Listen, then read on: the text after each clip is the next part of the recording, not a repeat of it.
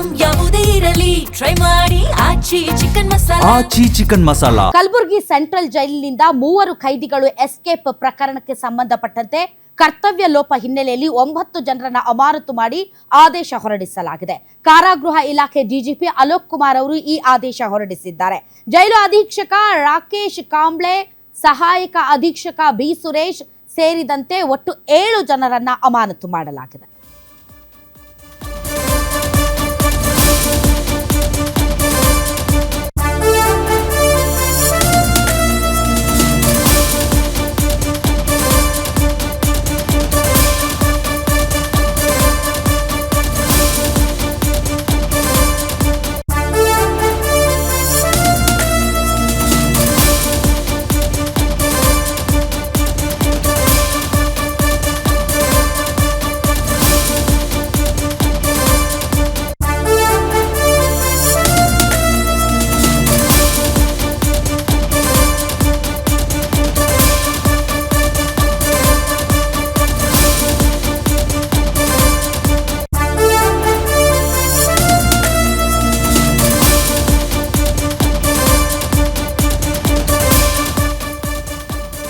ಜೈಲು ಅಧೀಕ್ಷಕ ರಾಕೇಶ್ ಕಾಂಬ್ಳೆ, ಸಹಾಯಕ ಅಧೀಕ್ಷಕ ಬಿ ಸುರೇಶ್, ಜೈಲರ್ ಶ್ರೀಮಂತಗೌಡ ಪಾಟೀಲ್, ಪಾಳಿಯ ವಾರ್ಡನ್ ಲಿಂಗಣ್ಣ, ಯಮನಪ್ಪ ಕುರುಬರ್, ಬಸವರಾಜ್ ಮೇತ್ರಿ, ಸಾವಿತ್ರಿ ತಲಕೇರಿ, ಅಜೀಂ ಕರ್ತವ್ಯ ಲೋಪದ ಆರೋಪದ ಮೇಲೆ ಅಮಾನತು ಮಾಡಿ ಆದೇಶ ಹೊರಡಿಸಲಾಗಿದೆ.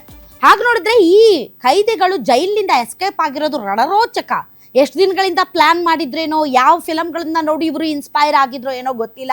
ಬಟ್ ತುಂಬಾ ವೆಲ್ ಪ್ಲಾನ್ಡ್ ಆಗಿ ಗೋಡೆ ಹಾರಿ ಅವರು ಎಸ್ಕೇಪ್ ಆಗಿದ್ದಾರೆ. ಕಲಬುರಗಿಯ ಜೈಲಿನಿಂದ 3 ಖೈದಿಗಳು ಎಸ್ಕೇಪ್ ಆಗಿದ್ದಾರೆ. ಪಕ್ಕಾ ಪ್ಲಾನ್ ಮಾಡ್ಕೊಂಡಿದ್ದಾರೆ. ಹಾಗೆ ನೋಡಿದ್ರೆ ಜೈಲಿಂದ ಎಸ್ಕೇಪ್ ಆಗುವಂತ ಸಾಕಷ್ಟು ಸಿನಿಮಾಗಳು ನಿಮಗೆ ಸಿಗುತ್ತೆ. ಬಟ್ ಐ ಡೋಂಟ್ ನೋ ಅವರು ಇಂತಹ ಸಿನಿಮಾಗಳನ್ನ ನೋಡಿಲ್ವಾ ಅಂತ. ಬಟ್ ಡೆಫಿನೆಟ್ಲಿ ಏನ್ ಪ್ಲಾನ್ ಹಾಕಿದಾರಲ್ಲ ಅದರಲ್ಲಿ ಸಕ್ಸಸ್ ಆಗಿದ್ದಾರೆ. ಹಾಗೆ ನೋಡಿದ್ರೆ ತುಂಬಾ ಟೈಟ್ ಸೆಕ್ಯೂರಿಟಿ ಇರುತ್ತೆ. ಈ ಸೆಕ್ಯೂರಿಟಿಯನ್ನ ಭೇದಿಸಿ ಅವರು ಹೊರಗಡೆ ಬಂದಿದ್ದು ನೋಡಿದ್ರೆ ಅವರ ಚಾಲಾಕಿತನಕ್ಕೆ ಇದು ಕೈಗನ್ನಡಿ ಅಂತ ಅನಿಸುತ್ತೆ.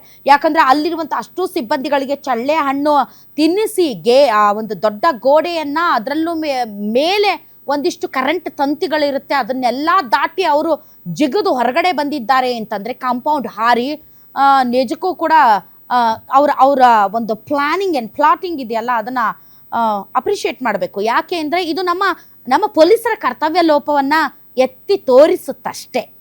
ಹಾಗಂತ ಅವ್ರು ಮಾಡಿರೋದು ಸರಿ, ಅದಕ್ಕೆ ಅವ್ರಿಗೆ ಅಪ್ರಿಷಿಯೇಟ್ ಮಾಡಬೇಕು ಅಂತ ನಾನು ಹೇಳ್ತಿಲ್ಲ. ಯಾಕಂದರೆ ಕಳ್ಳರು ಯಾವ ರೀತಿ ಪೊಲೀಸರು ಚಾಪೆ ಕೆಳಗೆ ತೂರಿದ್ರೆ ಇವ್ರು ರಂಗೋಲಿ ಕೆಳಗೆ ತೂರ್ತಾರೆ ಅನ್ನೋದಕ್ಕೆ ಇದೊಂದು ಸಾಕ್ಷಿ. ಜೈಲಿನೊಳಗೆ ಏಣಿ ಬಳಸಿ ಕಾಂಪೌಂಡ್ ಹಾರಿದ್ದಾರೆ. ನಿನ್ನೆ ಬೆಳಗಿನ ಜಾವ ಸುಮಾರು 3 ಗಂಟೆಗೆ ಈ ಖೈದಿಗಳು ಎಸ್ಕೇಪ್ ಆಗಿದ್ದಾರೆ. ಬೆಡ್ಶೀಟ್ ಮತ್ತು ಟವಲ್ಗಳನ್ನ ಬಳಸಿ ಆ ವಿದ್ಯುತ್ ತಂತಿಗಳನ್ನ ದಾಟಿದ್ದಾರೆ. ಕಾಂಪೌಂಡ್ ಹಾರಿ ಜಮೀನುಗಳ ಮಾರ್ಗವಾಗಿ ಓಡಿ ಹೋಗಿದ್ದಾರೆ. ಮುಖ್ಯ ರಸ್ತೆಗೆ ಬಂದು ಕಾರ್ ಮೂಲಕ ಪರಾರಿಯಾಗಿದ್ದಾರೆ ಈ 3 ಖೈದಿಗಳು. 3 ಪೈಕಿ ಸದ್ಯಕ್ಕೆ ಸಂತೋಷ್ ಎಂಬಾತನಿಗೆ ಫೈರಿಂಗ್ ಮಾಡಿ ಬಂಧನಕ್ಕೆ ಒಳಪಡಿಸಲಾಗಿದೆ. ಇನ್ನುಳಿದಂತಹ ಖೈದಿಗಳಾದ ಸಾಗರ್ ಮತ್ತು ಮಸ್ತಾನ್ ಬಂಧನಕ್ಕೆ ಪೊಲೀಸರು ಈಗ ಶೋಧ ನಡೆಸ್ತಾ ಇದ್ದಾರೆ. ಕರ್ತವ್ಯ ಲೋಪದ ಹಿನ್ನೆಲೆಯಲ್ಲಿ 9 ಅಧಿಕಾರಿಗಳನ್ನ ಸಸ್ಪೆಂಡ್ ಮಾಡಿ ಆದೇಶವನ್ನು ಹೊರಡಿಸಿದ್ದಾರೆ ಕಾರಾಗೃಹ ಇಲಾಖೆಯ ಡಿಜಿಪಿ ಅಲೋಕ್ ಕುಮಾರ್. ಪರಾರಿ ಆದಾಗಲಿಂದನೂ ಕೂಡ ಏನು ಆರೋಪಿಗಳಿದ್ದಾರೆ ನಾವೆಲ್ಲ ಕಡೆ ತೀವ್ರ ಶೋಧನೆ ಮಾಡ್ತಾ ಇರೋ ಹಿನ್ನೆಲೆಯಲ್ಲಿ ಮೇನ್ ರೋಡಿಗೆ ಎಲ್ಲೂ ಬಂದಿರಲಿಲ್ಲ. ಎಲ್ಲ ಕಡೆನೂ ಕೂಡ ಅವರು ಏನು ಈ ಫೀಲ್ಡ್ಗಳಿದೆ ಅಗ್ರಿಕಲ್ಚರ್ ಫೀಲ್ಡ್ಗಳ ಮುಖಾಂತರ ಒಂದು ತಲೆಮರೆಸ್ಕೊಂಡು ಮೂವ್ಮೆಂಟ್ ಆಗ್ತಾಯಿದ್ರು. ನಮ್ಮ ಮಾಹಿತಿ ಪ್ರಕಾರ ಏನಾಗಿದೆ, ಇವರು ಏನು ಪರಾರಿ ಆದ ನಂತರ ಫಸ್ಟ್ 2 ಟೀಮ್ ಸ್ಪ್ಲಿಟ್ ಆಗ್ತಾರೆ. ಆಮೇಲೆ ಎರಡು ಜನ ಏನು ಮೂವ್ಮೆಂಟ್ ಆಗ್ತಾರೆ ಅವರು ಕೂಡ ಮತ್ತೆ ಸ್ಪ್ಲಿಟ್ ಆಗಿ ಒಬ್ಬಂಟಿಯಾಗಿ ಓಡಾಡ್ತಾಯಿದ್ರು.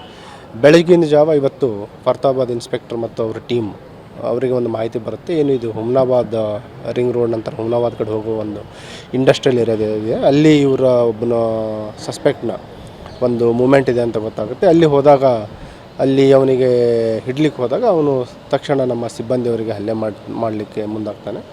ಆ ಸಂದರ್ಭದಲ್ಲಿ ಅವನಿಗೆ ಸರೆಂಡರ್ ಆಗಿ ಅಂತ ಹೇಳಿದ್ರು ಕೂಡ ಅವನು ಸರೆಂಡರ್ ಆಗಲ್ಲ ಮತ್ತು ಗಾಳಿಯಲ್ಲಿ ಒಂದು ರೌಂಡ್ ಫೈರ್ ಮಾಡಿ ಅವನ ಮೇಲೆ ಒಂದು ಆತ್ಮರಕ್ಷಣೆಗೋಸ್ಕರ ಸೆಲ್ಫ್ ಡಿಫೆನ್ಸ್ಲಿಂದ ಫೈರ್ ಮಾಡಿದ್ದಾರೆ.